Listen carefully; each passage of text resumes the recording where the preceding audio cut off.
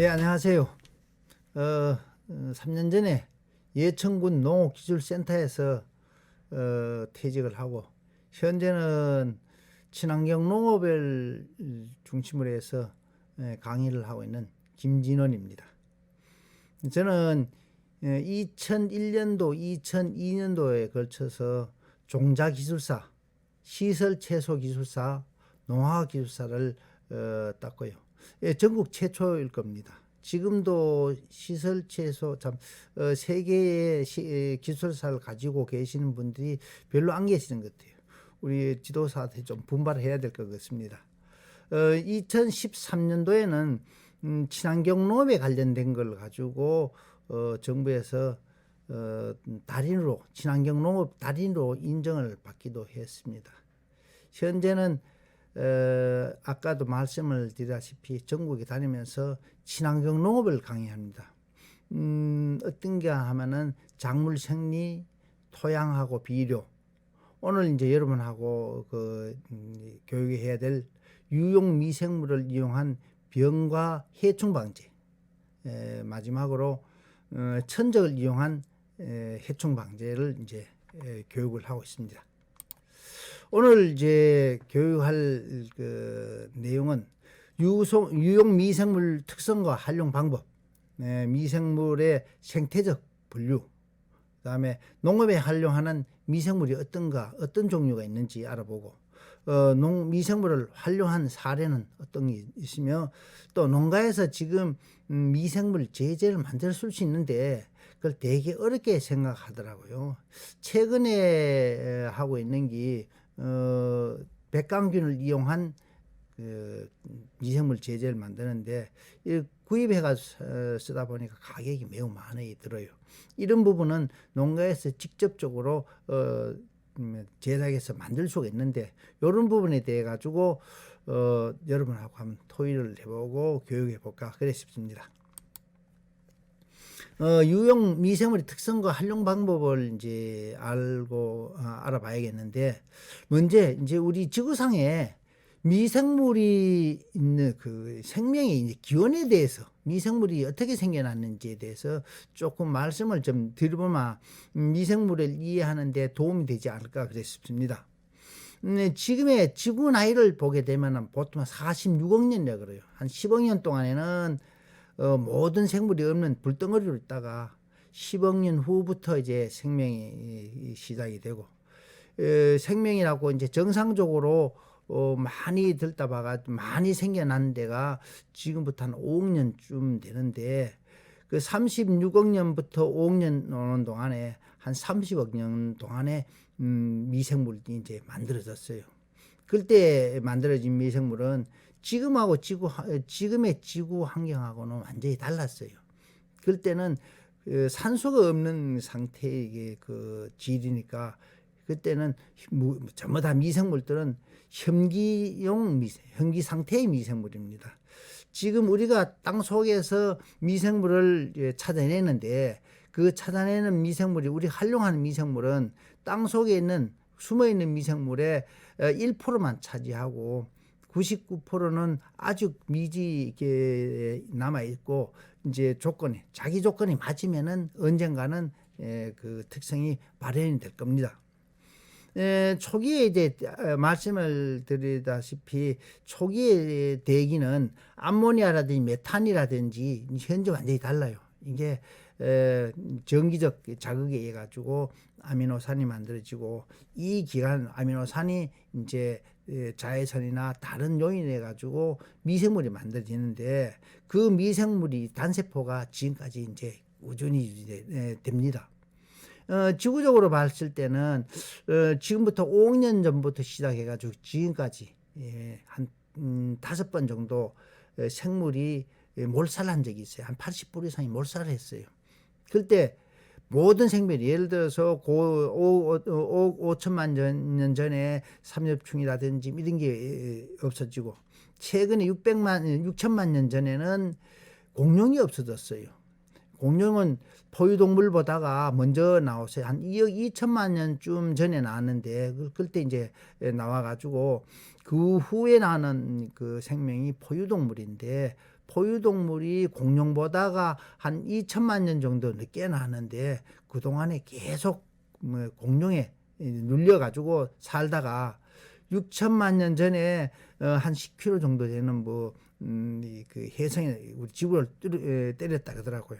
그때 모든 공룡이 멸종하고 이제 큰 거는 다 멸종하고 잘자랑이 남았는데 그때 이제 포유동물의 크기가 한 쥐새끼 정도만큼 컸다 그러더라고요.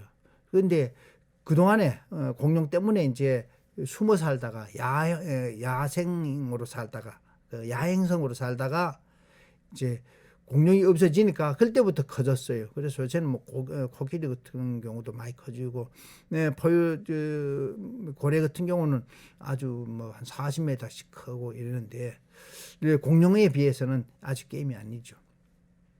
우리는 지금 알고 있기를 우리 그 지구상에는 인간이 최고다 그런데 실제 인간이 최고는 아닙니다. 왜? 공룡이 1억 5천 년 동안 지구상을 지배한 동안에 포유류는 겨우 이제 6천 년 정도 지배하고 그 중에 인간이 지배했는 거는 막 역사를 오래 한다 그러면은 한 700만 년, 현생 인류는 한 20만 년 전부터 시작해가지고 하니까 전체적으로 봐가지고는 인간이 포유동물이 지구상을 이제 정착해가지고 이제 지배한다는 거는 아주 이제 미흡하다고 생각하는데 그동안에 계속 미생물이 있었어요. 그 많은 생명이 죽으면서 그걸 누가 분해했는가 하면은 미생물이 다 분해해가지고 지금 지구상에는 정화가 되어 있는 상태래요. 미생물들은 그러니까 우리가 생각하는 것보다가 훨씬 더 능력이 우수하다고 이래 볼 수 있습니다. 그러면 미생물 한번 이제 간단하게 좀 따져보겠습니다. 그림에서 보는 바와 같이 이제 요거는 알타나리아라는 그런 미생물의 그 포자입니다. 미생물이라는 거는 현미경으로만 볼 수 있어요. 맨눈으로 볼 수 있는 거는 거의 없고 현미경으로 볼 수 있는 게 미생물이에요. 그래서 미생물이 있고 또 특징은 세포가 하나로 단세포로 되어 있어요.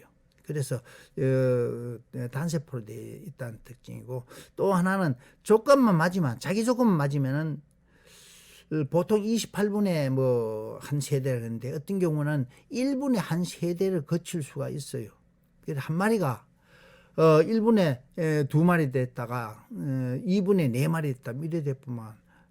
우리가 이제 사용하고 있는 바실러스 같은 경우에는 하루밖에 배양을 안 해요. 하루밖에 배양 안 해도 1g당 한 10억 마리 정도 배양이 되는데 그 정도로 배양속 잡고 조건만 맞으면 배양이 잘 된다는 거예요. 그 다음에 이러한 미생물은 사람하고 관계가 있어요. 왜 관계가 있냐 하면 미생물 숫자가 우리 사람 세포 숫자보다 더 많아요. 10배 정도 많아요. 우리 몸에 있는 미생물들이. 이 미생물을 탈탈 털면 한 2kg, 1 내지 2kg가 된다는데 대단히 많은 겁니다. 그리고 우리 이제 아까 말씀을 드리다시피 인간의 세포가 한 100조쯤 된다 그러면 우리 몸의 미생물은 참 우리 인간의 그 세포가 100조쯤 된다 그러면 미생물 우리 몸에 붙어 있는 미생물은 좀 말이 잘못됐네 10조 우리 세포 한 10조쯤 된다 그러면 우리 몸에 붙어 있는 미생물 한 100조쯤 돼요. 한 10배쯤 더 많습니다. 그래서 우리 몸이 아니라 미생물을 피복을 해가지고 다닌다고 보면 될 수 있습니다. 요새 이제 최근에 어떤 게 있는가 아마 제 친구들이 그런 거 있어요. 며느리가 봤는데 참 그 며느리도 보고 딸도 시집을 보냈는데 딸이 이제 시집을 갔다 아기를 낳고 왔는데 아기를 볼 때 보건소 이제 참 보건소 다닌다 그는 그 딸인데 아기를 만질라 그만 아기를 못 만지기래. 왜 못 만지기래 하는가 마. 아기를 만지면은 미생물이 감염돼 가지고 나쁜 미생물이 감염돼 가지고 아기가 탈라니까 만지면 안 된다 그래. 그래서 손소독제를 갖다 놔놓고 얼만큼 썼는가 막 한 달 동안 손소독 큰 거 1리터짜리 3통을 썼다 그러더라고요. 그러니까 그 다음부터는 딸이 오는 게 겁나는 길이에요. 손녀 보기도 겁나요. 실제 이제 잘못 알아 그래요. 그래서 이제 공부를 했다는 사람도 그런데 우리 옛날에 엄마들이 자연분만을 하게 되면은 아기들이 태어나가지고 엄마가 가지고 있는 미생물을 흠뻑 덮어 쓰고 나와요. 그게 전부 다 보호되는 거, 피부를 보호하고 그런 미생물인데 요새 넣어야 되는 거 하면 전부 다 제왕절개 하잖아요. 그죠? 그러면, 그 미생물, 좋은 미생물로, 엄마의 좋은 미생물을 가져주시는 게 아니라, 의사의 손에 묻은 그 미생물들이 최초 애기한테 전해져요. 그 미생물들은 보호할 수 있는 미생물이 아니죠. 그래서 아토피도 생기고 천식도 생기고 이럴 수도 있다 이 말이죠. 그죠? 그래서 우리 몸에 있는 미생물이 되게 중요하다는 그런 사항. 그 정도로 미생물이 중요하다 이런 겁니다. 그래서 키우려고 하면 아기를 키우는 분들한테는 엄마 미생물, 요새 이제 며느리하고 그 우리 또래 하는 우스개가 뭔가 하면은 며느리 애 맡기라고 갖다 주거든. 입에 옛날같이 밥 먹여가지고 한 입에 뚝 넣고는 그거 빨아가지고 애한테 먹이면 며느리 질색을 하고 애 데리고 가뿐다고. 두 번만 그래만 절대로 애 안 맡기니까 그래 하라는 그런 농담이 있습니다.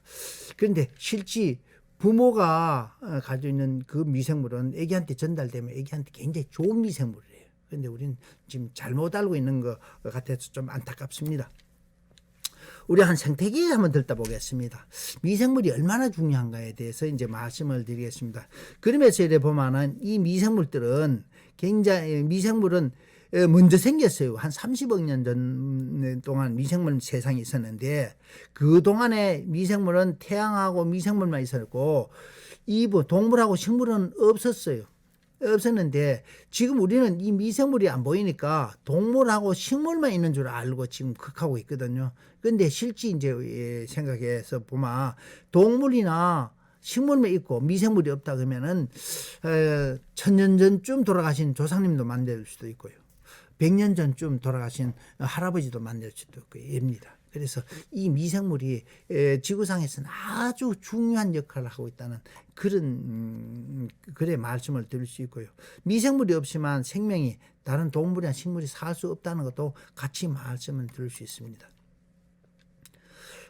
그동안에 있는 우리 미생물에 대해 가지고 한번 역할을 나눠보겠습니다. 이 역할은 어디의 역할인가 하면은 생명, 식물을 재배하는 데 관련된 역할입니다. 이런 역할 중에 하나가 있는 건 살아있는 살아있는 곳에 미생물이 기생하거나 죽여서 먹이를 이용하는 것. 동물 같으면 각종 우리 바이러스 같은 종류고 최근에 나오는 거 우리 코로나 바이러스도 여기에 해당됩니다. 살아있는 생명에 대해 가지고 미생물이 기생하는 거. 그 다음에 세균성 병이나 곤충 바이러스 같은 경우는 전부 다 동물의 그러니까 살아있는 생명에 동물계에 이제 그 기생하고요. 식물 같은 경우에는 탄저병이나 시드름병, 문고병 이렇게 있습니다. 이건 전부 다 동물성 미생물인데 우리 흰가루병 같이 하얗게 되는 살아있는 데에 대해 가지고 기생을 해가지고 자기가 필요한 양분을 취득하고요. 이런 그 살아있는 생명에 대해 가지고 했는 건 대부분 해충이라 참 병원성일 확률이 많습니다. 살아있는 생명에서 미생물이 간다면 좋은 건 어떤가 하면은 바이러스 중에 곤충 바이러스 같은 경우는 벌레를 잡아주니까 좋습니다. 뒤에 이제 소개되겠습니다. 대부분은 미생물은 죽은 사체를 분해해 가지고 사용합니다. 동물의 사체는 죽으면 단백질이라든지 지질이라든지 이런 게 있는데 이걸 미생하는 분해한 미생물이 있고 이거 말고도 백강균이나 녹강균들이 있어 가지고 곤충을 죽입니다. 식물을 보게 되면 식물도 고초균이라든지 유산균이라든지 효모, 황교균 같은 경우는 전부 다 죽은 그 식물체를 이용해 가지고 크고 있습니다. 이러한 미생물이고요. 이런 또 미생물의 큰 역할 중에 하나가 토양 속에다가 유기물을 축적하는 그런 역할을 합니다. 미생물은 식물 섬유소를 분해해 가지고 토양 유기물로 이제 저장을 하는데 보통 식물 세포 100kg에 100kg가 그 토양에 들어가면 한 10kg 정도의 유기물로 남는다고 그럽니다. 아까 이제 이야기하신 탄저병 같은 경우는 살아있는 데다가 식물 병원균이 들어가지고 이제 우리 상품을 나쁘게 하지, 그죠? 지금은 이제 우전 미생물이라고 해가지고 무조건 어디나 다 있는 건 아니래요. 자기가 적합한 조건에 가 있어야 돼요. 그런 이제 우전하는 미생물이 있는데, 이러한 우전하는 미생물은 다른 미생물에 대해 가지고 상조, 도와주거나 기랑 서로 싸우는 그런 관계를 가져요. 그래서 미생물들이 다른 미생물하고 공조 안 하고 어떤 먹이를 자기가만 가지고 가자 그럴 때는 그 미생물에 대해 가지고 또 유기물의 먹이에 대해 가지고 우점 현상을 보내는데, 이런 현상을 타감 작용이라고도 합니다. 미생물 중에는 또 어떤 게인가만 미생물을 먹이로 하는 게 있어요. 그런 미생물을 먹이하고 있는 게 트리코데마나 암펠로마이세스 같은 경우는 미생물을 잡아먹어요. 그래서 이게 나중에 병원 우리 농약으로, 생물 농약으로 사용하면 아주 좋습니다. 현재 생물 농약으로 나오고도 있습니다. 기랑 미생물의 이제 기능을 한번 보겠습니다. 우리 미생물 좋은 어떤 특징을 봐야 되는데, 그 중에서는 이제 미생물 중에 좋은 미생물은 항균 물질을 생산해. 그래서 항균, 항세균, 항진균 이런데 항균 작용을 하기도 하고요. 병원균을 먹이로 해가지고 사용하는 것에 이제 기생하는 거, 아까 트리코델마는 병원균을 먹이로 해요. 그 다음에 병원 그 미생물들이 영양분을 뺏어 먹어요. 어떤 게 있는가 하면 슈도모나스 같은 경우는 자기는 그 철분이 필요 안 한데 이 철분을 모아가지고 킬레이터 같이 모아놓고는 다른 병원 미생물들이 못 먹거래요. 그래서 병원 미생물들이 그걸 먹으려고 철분이 없으니까 병이 안 나는 그런 거. 그래 다른 병원성 미생물이 양분을 뺏어 먹는 것도 있고요. 그 다음에 작물의 병 저항성을 유도해요. 뿌리의 어떤 군균류는 뿌리를 자극해서 뿌리에서 이제 저항 물질, 병이라든지 해충에 대한 저항 물질을 만드는 그 유도 저항성 물질을 나타내기도 하고요. 그거 말고도 아까 이야기는 타감 작용으로 해서 내가 어떤 물질을 먹고 나쁜 물질을 자꾸 뱉어내 가지고는 다른 미생물이 못 오게 하는 그런 역할도 하고요. 이거 말고도 이제 그 미생물이 역할은 비료도 이제 공급하는 그런 역할도 있습니다. 이따 뒤에 보겠습니다만 질소, 인산 이런 것도 공급하고요. 그 다음에 작물 생육을 촉진하는 또는 억제하는 미생물도 있어요. 그래서 이런 거는 옥신이라든지 지베릴이라든지 인돌부틸산이라든지 이런 토양 속에 생장 촉진 물질을 이제 내 가지고 작물을 일단 병이 잘 크게 하는 것도 있고요. 아까도 이야기했듯이 해충을 방지하는 미생물도 있었어요. 바실러스 트링게니시스라든지 이거는 이제 우리 BT제 지금 활용하고 있고요. 살충곰팡이라 해가지고 뷰베리아도 지금 현재 사용을 하고 있습니다. 질소 비료를 고정하는 균을 보겠습니다. 지구상의 공기 중에는 한 70% 이상이 질소래요. 모든 식물은 질소를 되게 필요로 해요. 왜? 질소가 단백질을 만들고 아미노산을 만들고 해서 자기 생명을 끌어가는 아주 기초적인 물질이래요. 네, 아미노산이. 그 아미노산은 어디서 나오는가 하면 질소에서 나와요. 공기 중에 질소가 그리 많아도 작물이 흡수를 못해요. 그래서 이걸 미생물들은 뿌리하고 직접적으로 공생하는 근류균, 그 다음에 근류균이 이제 공생해서 자기는 잎에서 나오는 탄수화물을 먹고 여기서 질소를 고정해서 이제 그 작물과 공생하는 것도 있고요. 반공생하는 것도 있어요. 어떻게 공생하는가 하면 작물 뿌리 표면 속으로는 속에 들어가지 않고 표면에 쫙 붙어 있다가 이게 작물에서 분비하는 당류 무시계리라든지 그다음에 뿌리 탄립 조직을 분해해가지고 먹이로 해요. 그래가지고는 이 안으로 들어가 바꿔먹는 게래요. 그래서 그 작물은 탄소 동화작용의 한 10%를 뿌리를 통해 가지고 땅 속에 뿌려요. 왜? 미생물, 자기 주위에 미생물을 키우려고. 이건 공생관계도 없는 미생물도 있어요. 그냥 아조트박터 같은 경우는 지 혼자 지 스스로 토양 속에 안 그러면 공기 중에 있는 질소를 고정해서 자기가 크고 그게 나오면은 그 아조트박터 같은 미생물이 죽으면 그게 미생물 식물의 먹이로 지금 되고 있습니다. 미생물 중에는 인산질 비료를 공급하는 미생물도 있어요. 작물에는 인산이 되게 많이 필요해요. 많이 필요한데 토양 속에는 인산이 많이 있는데 이 인산이 pH가 높으면은 칼슘하고 결합해보고 pH가 낮으면 철하고 결합돼 있어요. 그래서 인산을 못 써요. 그런데 미생물들이 그런 결합된 부분을 이제 그 분리를 해서 작물에 공급해 주는 거 있어요. 아스퍼질러스 니가라든지 페니바실러스라든지 이런 거는 그 인산질 비료를 공급해 주는 그런 효과도 있습니다.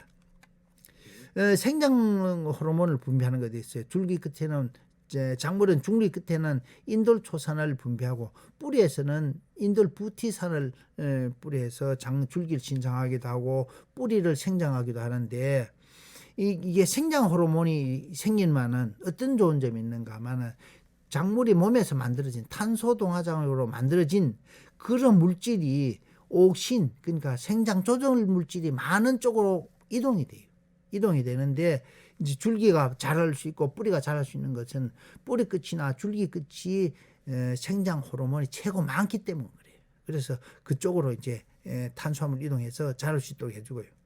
그 다음에 질소 토양 속에 이제 질소를 이제 그 아까 그 공급해주는 그런 역할도 있었는데 이제 우리가 뿌리를 보게 되면 질소 함량이 많으면은 뿌리 발달이 안 되는 그런 특징이 있어요. 작물로도 봐가지고는 최고 중요한 게 질소인데 질소 비료를 계속 공급하면 뿌리를 키울 필요가 하나도 없어요.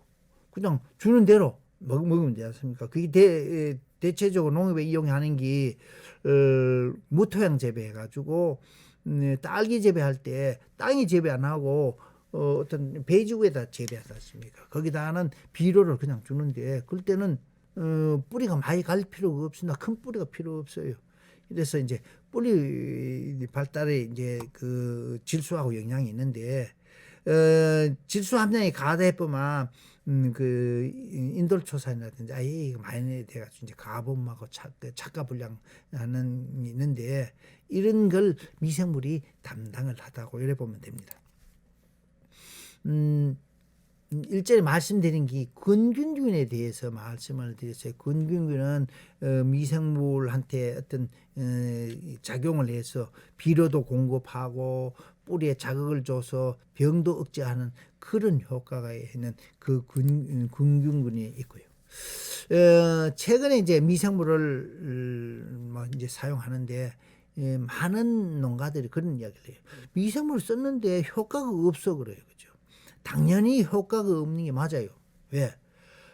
토양 속에는 곧 그 조건에 맞는 그런 미생물이 토양에 아마 분포가 돼 있어요.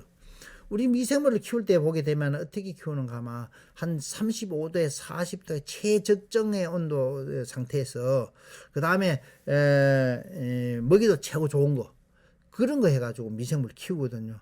그 미생물이 막 숫자를 많고 해가지고 토양에 뿌려주게 되면은 토양 속에도 미생물이 있어요. 얼만큼 있는가 막 1g당 최소 100만 마리에서 1000만 마리, 1억 마리까지 있어요. 10의 6승에서 10의 9승까지 있는데 그 미생물은 어떤 게 하면 거기서 최고 잘 정착이 돼 있어요. 토착화 돼 있어요.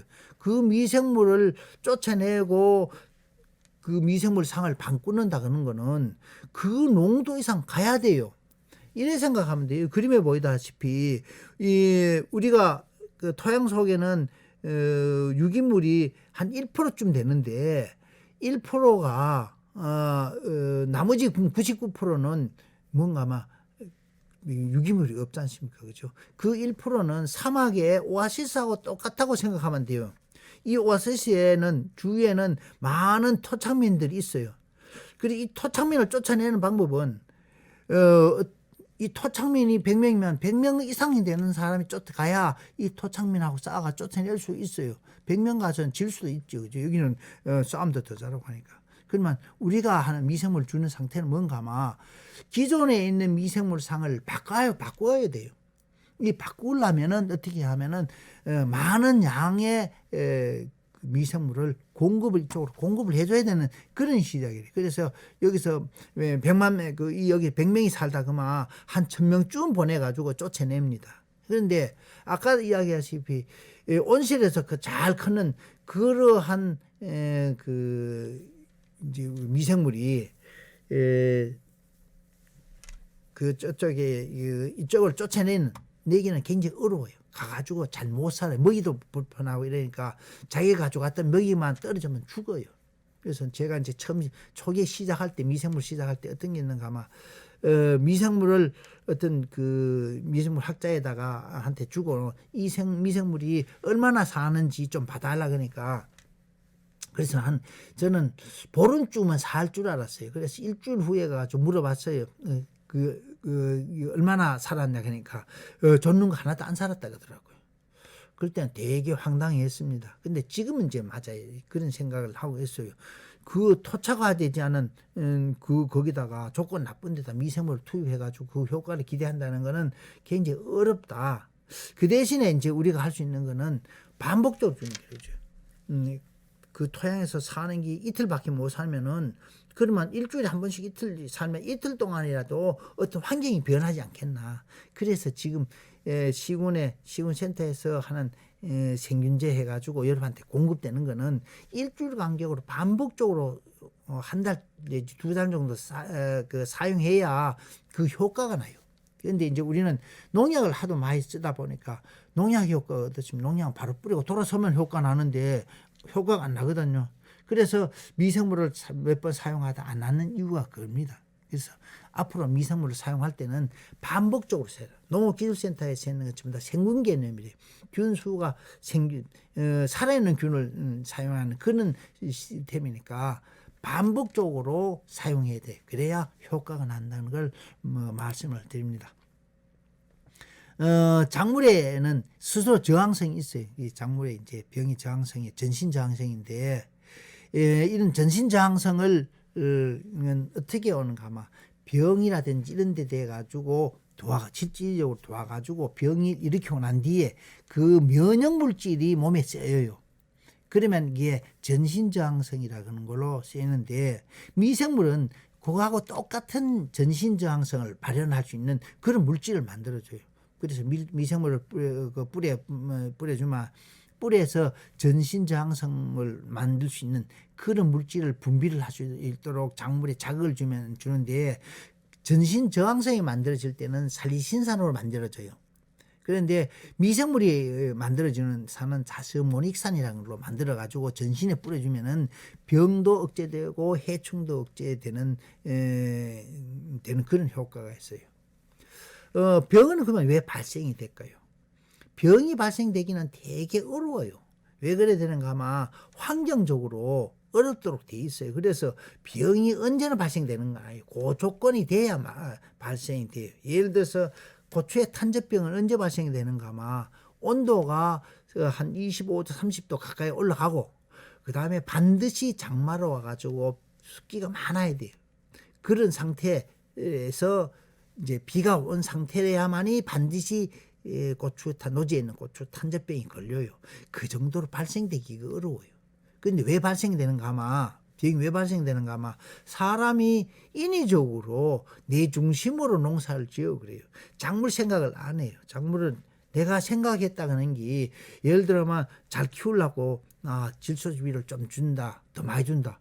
그런데 적정량은 작물이 굉장히 도움이 되지만 많은 양을 주면 도로 뿌리 내림도 나빠지고 그 다음에 식물체도 연약해지는 그런 게 있어요. 그래서 이런 거를 이제 해소를 해야만이 병이 없어지는데 이런 작물이 이제 그 병에 대한 저항성을 좋게 하기 위해서만 스트레스를 안 줘야 돼요. 스트레스를 안 주면 병이 안 생겨요. 스트레스 종류가 어떤 게인가 하면 물을 70% 정도 뿌리가 좋아 그런데 거기다 물을 가득 채워보면 뿌리가 스트레스를 받아요. 그 습해. 건조해도 습해. 그 다음에 건조해도 스트레스. 온도가 낮아도 스트레스. 온도가 높아도 스트레스. 이걸 뭐를 하는가 하면 몸에 있는 저항 물질을 가지고 몸에 있는 탄수화물이라든지 저장된 어떤 물질을 가지고 이제 저항 물질을 만드는데 이런 식으로 이제 환경이 나빠지면 그 저장 물질을 다 써요. 쓰고 나면 이제 그 다음부터는 저장 물질이 없어지고 나면은 저항할 수 있는 그런 저항 물질이 없어지고 그러므로 해가지고 이제 병이 발생되는 그런 기작이 있습니다. 우리가 지금 시중에서 사용하는 미생물은 딱 두 부류로 지금 크게 나눈 두 부류를 해요. 하나는 센터를 중심해서 이제 공급하는 생균 개념. 생균은 균수가 많을수록 효과가 나요. 그리고 또 하나 타입은 이제 미생물이 죽고 난 뒤에 만들어진 대사산물. 이런 대사산물로 이제 큰 두 부로 나누는데 우리 센터에서 생산하는 거는 생균이라고 생각하고 여러분께서 시중에서 이제 여러분께서 직접 만드는 균이 있어요. 어떤 게가 아마 EM균이라든지 GCM이라든지 이거는 대사사물을 이용해서 그 어떤 병을 잡는다든지 미생물을 이용하는 방법이래요. 그래서 이제 요 알아보게 되면 아까 이야기한 말씀을 드리다시피 생균을 직접 공급하는 방식이고 그러면 어떤 생균을 쓰기 때문에 토양 속에 미생물하고 양에 따라 가지고 효과가 달라요. 토양 속에 어떤 미생물이 있느냐에 따라서 우리가 주는 미생물하고 이제 도와준 서로 상호 도와주는 미생물이 있으면 효과가 더 좋고 안 그러면 또 이제 병원 미생물이 많으면 또 효과가 떨어질 수도 있고 그죠. 그래서 토양 속 우점하는 그런 미생물이 하고 관계가 많습니다. 우리가 주는 미생물이 부식 함량이 높은 쪽을 갖다 주면은 이제 미생물이 효과가 드는데 여기는 이제 유용한 미생물이 우점에 있어요. 어떤 게인가 막 우리가 말하는 트리코데마라든지 바실러스라든지 황교균이라든지 유산균 같은 게 토양 속에 유용한 균이 있어가지고 이제 우리가 준 미생물하고 상조작용을 통해 가지고 병이 적게 만들고 있습니다. 그리고 이러한 토양에는 염류장애 그도 뭐 해결되고 이렇습니다. 그런데 염류 농도가 높거나 비료를 많이 주는 토양에는 병원 미생물이 우점이 있어요. 이런 데는 우리 미생물들 이제 여도 병원하고 이제 그 기란 관계도 있고 해가지고 효과가 떨어질 수도 있어요. 그래서 최고 좋은 방법은 뭔가 하면은 염류 농도를 낮출 수 있도록 그런 미생물을 주는 길이에요. 어떤 게가 아마 고초균이라든지 황교균이라든지 방성균은 토양 속에 있는 어떤 유기물을 분해해가지고 비료를 축적해줘요. 그래서 이런 균을 주면 좋고요. 그래서 미생물을 쓸 때는 반드시 볏찜이라든지 탄수 함량이 높은 유기물을 줘야만이 미생물 우리가 주는 미생물 효과가 좋다고 말할 수 있습니다. 아까 이야기했는 또 다른 하나의 미생물 이용 방법은 대사산물을 이용하는 방법이라 그랬어요. 미생물이 어떤 먹이를 먹고 난 뒤에 먹이에서 먹고 나면 배출하는 어떤 찌꺼기에 배출되는 게 있는데 우리는 이제 할 때는 분뇨라 그러는데 미생물이 먹고 나는 거는 대사산물이라고 합니다. 왜 그런가 하면 왜 대사산물이라는가 하면 이 물질은 다른 미생물이라든지 다른 동물이라든지 다른 식물이 이용하기에 되게 좋아요. 아까 옥신이라든지 뭐 이런 거는 정말 대사산물에 해당되는 겁니다. BT 단백질이 이제 나오는 BT균, 바실러스 트린게시스를 사용한 BT균이 나오는데 이거는 BT균의 대사산물이라고 할 수 있어요. 뭐 엄격히 말하면 아닌데 대사산물이라고도 말할 수 있습니다. 이러한 미생물이 만들어진 그 대사산물은 향진균도 있대요. 그러니까 곰팡이를 또 잡고 세균도 잡고 그다음에 비료를 분해하는 그런 물질도 생기고 생장 조절 물질도 있습니다.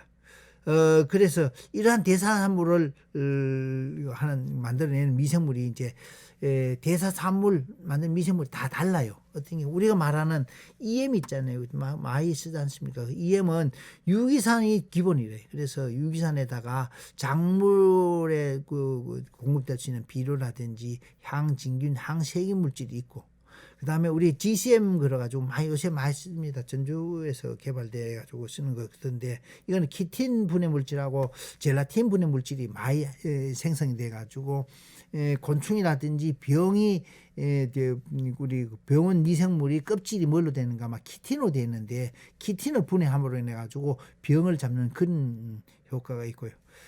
BT제가 있는데 아까 바실러스 트린게니시스라는 그 미생물은 BT제를 생산하는데, 이 BT제는 사충 단백질을 갖고 있어요.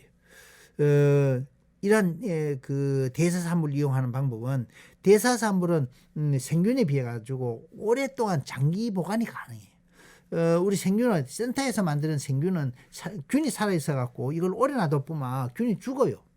그런데 대사산물로 이용하는 그 미생물이 다 죽고 난 뒤에도 대사산물은 그냥 있지 않습니까? 그래서 이제 오래 갈 수 있고요. 또 이제 다른 병이라든지 해충을 잡는데 직접적으로 활용할 수가 있습니다. 이런 대사산물을 이용하는 것은 사용 농도에 따라서 효과가 큰 차이가 있다는 걸 알 수 있습니다. 지금까지는 미생물이 어떻다, 그런 미생물이 만들어진 것부터 시작해서 어떤 역할을 한다 그런 거에 대해서 말씀을 드렸어요. 지금부터는 그 미생물이 어떤 종류가 있나 한번 보겠습니다. 동물에 이래 농업용 미생물은 바이러스가 있어요. 우리는 바이러스라 그러면 무조건 나쁜 줄 아는데, 실제 이제 오이 녹반 모자이라든지 그 다음에 칼라병을 일으키는 이런 식물병을 일으키는 바이러스는 되게 나쁘지만, 곤충을 잡는 바이러스는 되게 좋은 바이러스래요. 그래, 이런 거는 핵다각체 바이러스라 그러는데, 바이러스 자체는 안 보여요. 1000배 이상, 10,000배 이상 되는 전자현미경으로만 볼 수 있어요. 그런데 핵다각체 바이러스는 안 그래. 핵다각체 바이러스는 이거 광학현미경으로도 보입니다. 그냥 투명하게 보이는 게 아니라 바이러스를 덮고 있는 껍질이 보여요. 이래서 보이는데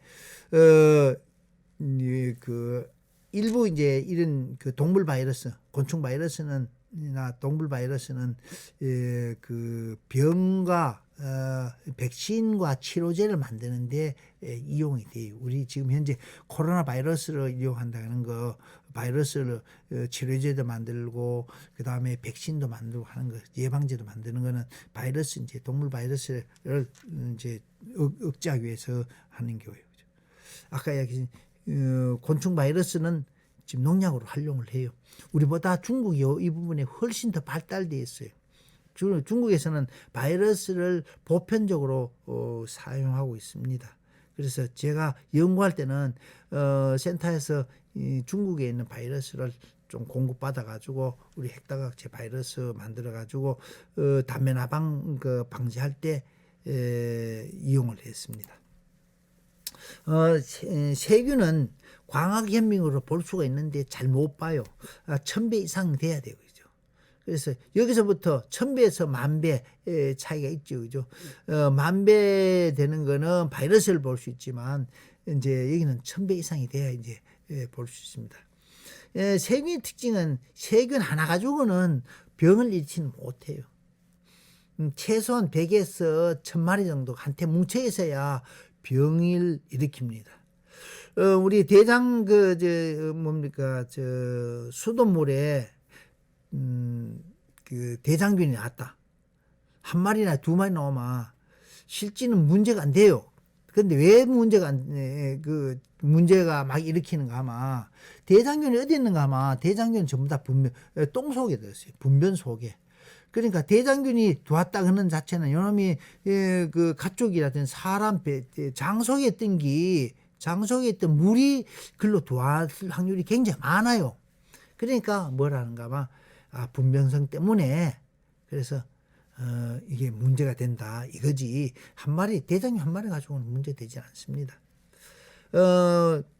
이 세균 중에는 작물에 병을 일으키는 세균이 있는데 이런 건 세균성 무름병이라든지 반점병이라든지 흰입 마른병이라든지 우리 문제는 화상병이라든지 이건 다 세균 때문에 일으키는 거고요.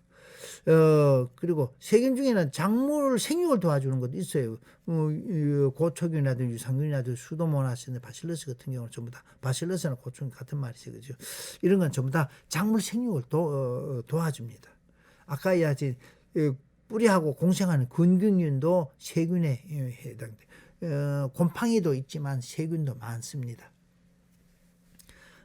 세균의 특징은 어떤 게인가 하면 세균성 병을 보게 되면 반드시 식물 세포 속에 고름덩어리가 들었어요. 세균 덩어리가 있어가지고 물 속에 내려놓으면 뭐가 나오는가 하면 고름덩어리가 나와요. 우리 이제 이쪽에 유주라 그러는데 이런 세균 덩어리가 나온다는 걸 말씀을 드리고요. 이런 병에 잘 드는 거는 작물병에는 잘 드는 약이 없어요. 실제는. 작물병에는 곰팡이병은 잘 들어요. 그런데 세균성 병은 안 듣습니다. 그리고 곰팡이성 병이 한 70% 이상 되는데 세균성 병에 듣는 자재는 뭐가 있는가 하면 구리하고 그 다음에 항생물질이 있어요. 그래서 항생물질은 뭐가 만들어내는가 하면 미생물이 만들어내니까 그 미생물을 이제 활용을 잘하면은 세균을 세균성 병을 잡을 수 있습니다. 아까도 있지만 해충을 잡는 세균도 있어요. 바실러스 트린게니시스 그런 거. BT제는 해충을 잡는 균입니다. 바실러스 속균을 한번 떠와봤습니다. 막대기 생겼다고 전부 다 바실러스 하는데 전자현미경 찍는 게 되게 이뻐 보이네요. 곰팡이균에 대해서 이야기를 하겠습니다. 곰팡이균은 도열병을 봤는데 반드시 포자라는 게 돼 있어요. 100배 되는 현미경으로는 볼 수 있어요. 하면 1000배, 100배, 10배씩 차이 납니다. 그죠? 이건 100배 되는 현미경으로 볼 수 있는데, 이거는, 찍어나가는 거는 뭘로 찍어나가는 거? 전자 현미경으로 찍어나가는 걸 해가지고 되게 크게 보입니다. 이 정도는 크게 보이진 않고요. 하여튼, 전자 현미경 아니래도 광학 현미경으로 보일 수 있어요. 이 곰팡이는 큰 우리 고등식물하고 이제 구분을 짓자. 보면은 균사하고 균사체는 줄기, 뿌리, 잎에 해당이 돼요. 그 다음에 포자하고 균핵은 이 포자는 뭔가 막 우리 고등식물의 씨하고 똑같습니다. 그래서 이제 왜 그런 말을 드리는가 하면 균사나 균자체는 뭐가 되만 하는가 하면 그게 다음 세대로 잘 못 커요. 그런데 다음 세대로 크려고 하면 반드시 포자로 돼 있어야 돼요.